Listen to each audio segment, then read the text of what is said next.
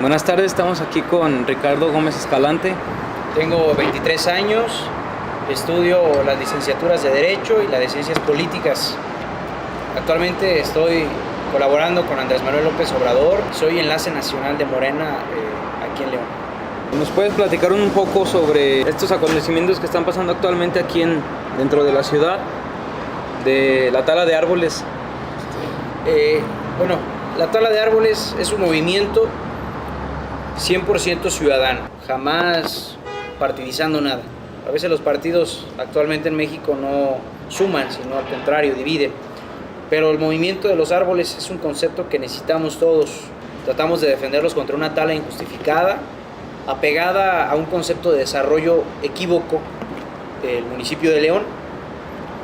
La transgresión que se hizo durante la madrugada fue un proceso cobarde, no voy a decir que ingenuo, pero fue cobarde, fue represor y fue autoritario. ¿Por qué? Porque nunca se llegó a un consenso con la ciudadanía, con los vecinos que disfrutaban de esos árboles. Tan solo un árbol purificaba el aire de más o menos 2,000 automóviles al día. Si un árbol menos, ¿cuánto aire menos se va a purificar? Si un árbol menos, ahí hay un estudio de desarrollo urbano de que pasaban más de 500 ciclistas por hora en el Boulevard Hidalgo. Todos esos ciclistas iban por el camellón con la sombra de los árboles. ¿Ahora qué los vas a exponer? Eso. Ahora están quitando árboles que tienen más de 50 años de vida. Incluso los mezquites que tienen más de 100 años de vida. Lo que decíamos hace unos momentos, un mezquite crece 5 centímetros por año.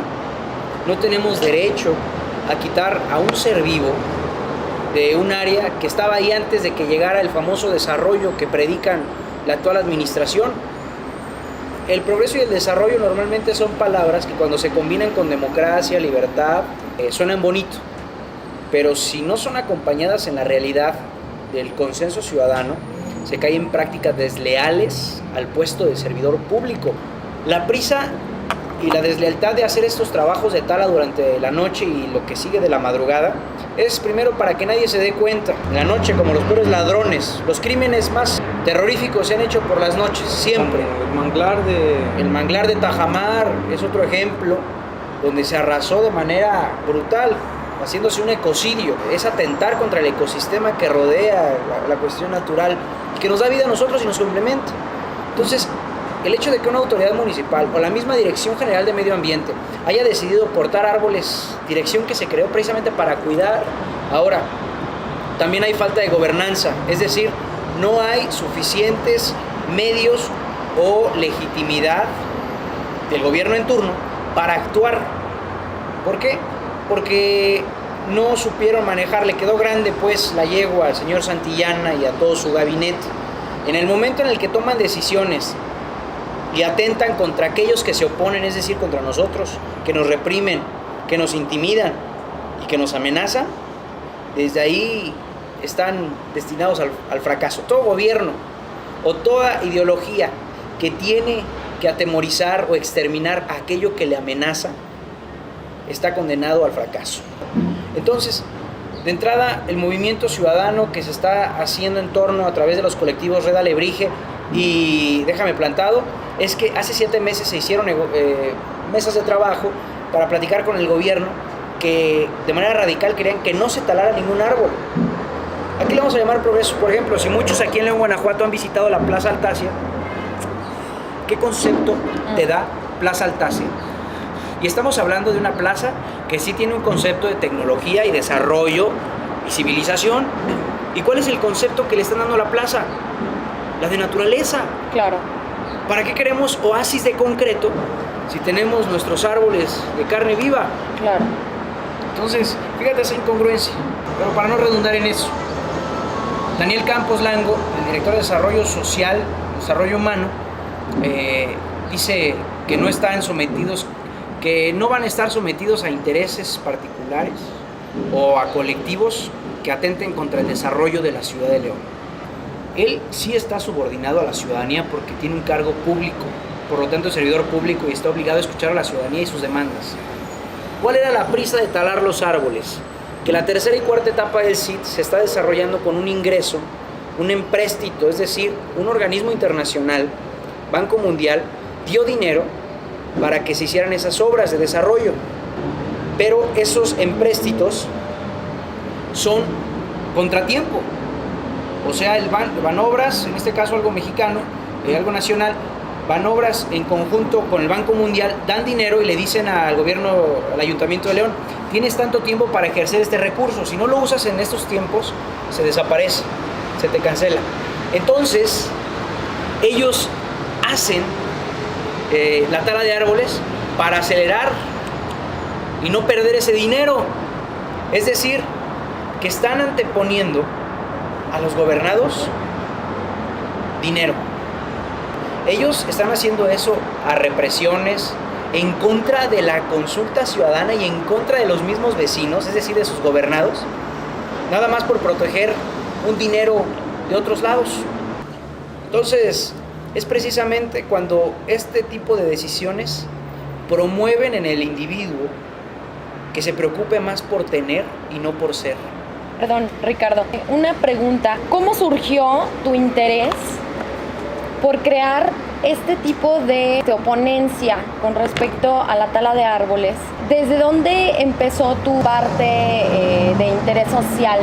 ¿Lo llevas a cabo conforme a las ideologías políticas o a tus ideologías como ser humano? Fundamentalmente como ser humano.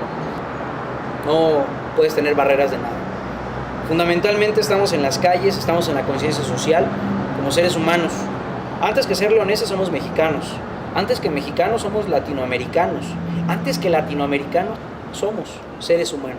Nuestra movilización, nuestra idea, nuestro ideal nace de la gente, de escuchar a la gente. Y te das cuenta que el pueblo no es tonto. Te das cuenta que la gente no es tonta. Es falsa la fábula que dicen de los cangrejos en la cubeta de los mexicanos, que se jalan unos a otros. Es totalmente falso. Al contrario, yo creo que podemos mencionar más mexicanos que nos rodean, que nos han echado la mano, que los que nos han hecho un detrimento en nuestra persona. ¿Cómo viste la respuesta de la gente en este movimiento contra la tala de árboles?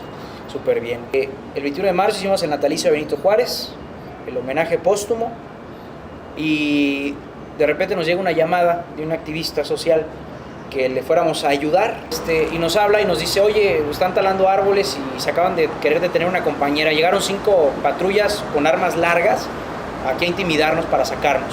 Entonces nos descolgamos todos inmediatamente, alrededor de 15 o 16 individuos que estábamos en el homenaje a Juárez, y nos fuimos para Boulevard Hidalgo, y ahí nos quedamos a acampar. En la noche empezamos a subir a redes sociales que nos íbamos a quedar a hacer un campamento de vigilancia para evitar la tala de árboles. Llegaron muchos vecinos, muchísimos, nos llevaron refrescos, sándwich, café, otros cigarros. La respuesta ciudadana y de vecinos fue excelente, y los medios también. Es decir, estuvimos siempre respaldados por la gente. En el momento de la represión, la gente tiene miedo de la represión, porque así lo han enseñado. Y después de esto acontecido, ¿te perjudicó a ti? ¿Has recibido amenazas o represalias por parte de las personas que estaban a cargo de esta obra? Claro, hubo una represión. Cuando empezaron a llegar, que estaban cortando, había 2 zonas, Talabarteros y Boulevard Hidalgo. Cuando nosotros estábamos acampando en Boulevard Hidalgo, nos empiezan a informar compañeros que estaban haciendo rondín que empezaron a talar en Talabarteros. Nos fuimos todos rapidísimo hacia Talabarteros, está a 1 kilómetro, y ya estaban talando. Entonces llegamos, abrazamos a los árboles para que no los cortaran, y específicamente cuando empezamos a abrazarnos a los árboles, en lo personal llegaron 7 policías, 7 elementos de seguridad pública, empezaron a reprimir y me subieron en una camioneta. Antes de que me subieran, traté de zafarme y empecé a gritar, no a la tala. Vecinos, nos están cortando los árboles, están haciendo un ecocidio, ejerciendo mi derecho a la libertad de expresión. Me detienen por hacer escándalo, cuando mi voz no rebasaba ni la fuerza de las trituradoras, ni de las motosierras, ni de las sirenas. Me detuvieron por escándalo. En el trienio pasado, Bárbara Botello sabía perfectamente el juego, pues viene de un régimen priista y ellos entienden el juego, que la represión es la semilla de la revolución. Ellos saben eso, por lo tanto nada más intimidaban, pero no reprimían. Sin embargo, actualmente el Partido de Acción Nacional, la administración en turno, sí reprime. Es decir, ellos no se tientan para nada, ni un poquito la razón, son insensatos en esa parte. Y recordemos lo principal, ¿qué están defendiendo? Un proyecto de infraestructura donde ya repartieron las concesiones entre cuates, donde ya el amigazgo entre ellos mismos, los empresarios, ya repartieron quién va a ser el que va a licitar esa construcción. Pero así funciona el PAN, entre amigos, entre compadres, se ponen los negocios. Sí, hemos recibido amenazas, pero antes eran intimidaciones. Entonces, cuando hablamos de amenazas o de intimidaciones, estamos hablando de que hay algo que les hace ruido, hay algo que les tiembla, hay algo que les hace pensar y repensar sus actuar. Y al momento que están repensando su actuar, están cayendo en una conclusión de si nos siguen pegando por este lado, nos van a deshacer o un mal periodicazo. Desgraciadamente, la política en León o en México generalmente se ha entendido como los perros. Los perros se entienden a periodicazos. Y así es como han querido actuar todos los gobiernos, de una manera reaccionaria y no preventiva. Exigir un derecho no es ser revoltoso. Gritar libertad, gritar no a la tala, gritar derechos humanos, no es ser revoltoso. Mucha gente tiene miedo de exigir sus derechos. Hay una máxima de la Revolución Francesa: no estaré de acuerdo con lo que piensas y dices de mí, pero defenderé hasta la muerte tu derecho a expresarlo. Y el gobierno no está siguiendo esa máxima, y es un principio fundamental del Estado.